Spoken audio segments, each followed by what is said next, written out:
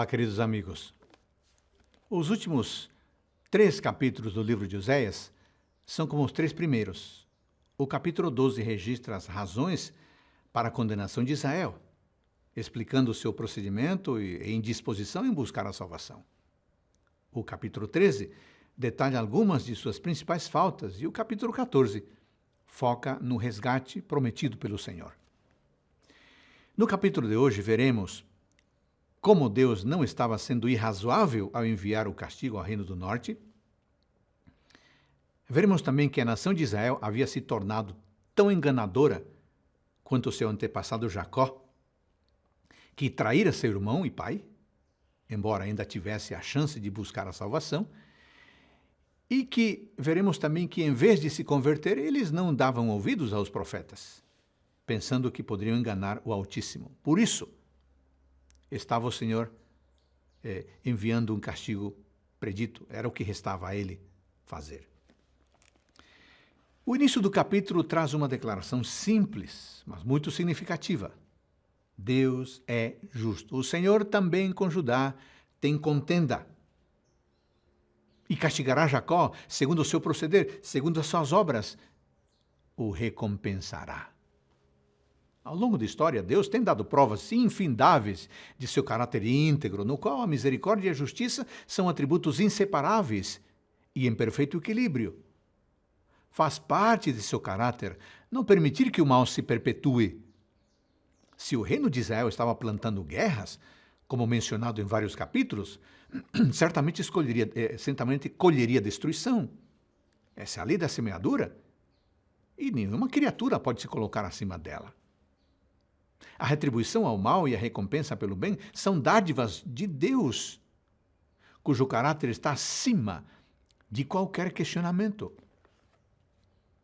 Os versos 3 a 10 desenvolvem um pouco mais a história de Jacó, mencionada no verso 2. Assim como Jacó, que, apesar de seu começo traiçoeiro, havia buscado a Deus e até lutado com ele, caberia a Israel, se desejava a salvação, lutar com todas as suas forças para se apegar à graça que era oferecida em último apelo divino. O mesmo Deus misericordioso podia ser encontrado em seus dias. Antes que o invasor ultrapassasse os limites do território israelita, os filhos da nação poderiam clamar por misericórdia e seriam atendidos. Para que isso acontecesse, porém, precisavam ter fé na palavra dos profetas. Eles tinham sido os porta-vozes do Senhor no passado e continuavam sendo naquele momento. Nesse caso, em especial, tinham de crer na mensagem entregue por Oséias. Isso nos leva ao terceiro ponto do capítulo, nos versos 11 a 14. O Senhor diz que, apesar da revelação enviada, os israelitas prosseguiam na prática da idolatria. Desde que os havia resgatado do Egito, ele se comunicava com eles por meio de mensageiros, divinamente inspirados, que tornavam sua vontade conhecida. Uma vez, portanto, que o Senhor é justo e que o povo, mesmo fazendo o bem que devia fazer, não se converteu nem lutou por sua salvação, não reconhecendo sua condição de iniquidade diante de Deus, restava-lhes apenas o juízo.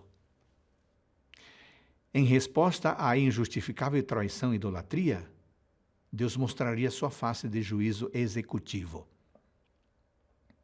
Ao ler o capítulo de hoje, devemos entender que as mesmas verdades são aplicáveis para os nossos dias. O tempo passa, mas as lições esboçadas na palavra de Deus permanecem. E aqui podemos lembrar de 3 dessas lições. Deus não é menos justo e misericordioso hoje do que era nos tempos de Israel. Ele ainda pode ser buscado e encontrado, como disse o próprio Jesus. E ele ainda se comunica conosco, por meio de sua palavra, na Bíblia e nos testemunhos do Espírito de profecia, nos convidando a uma vida de consagração e santidade. Podemos tomar a mensagem dirigida aos israelitas como mais do que palavras de sabedoria. O Senhor está dizendo para nós hoje: converte-te ao teu Deus, guarda o amor e o juízo, e no teu Deus espera sempre. Amém. Desfrute do cuidado e da proteção do Pai hoje.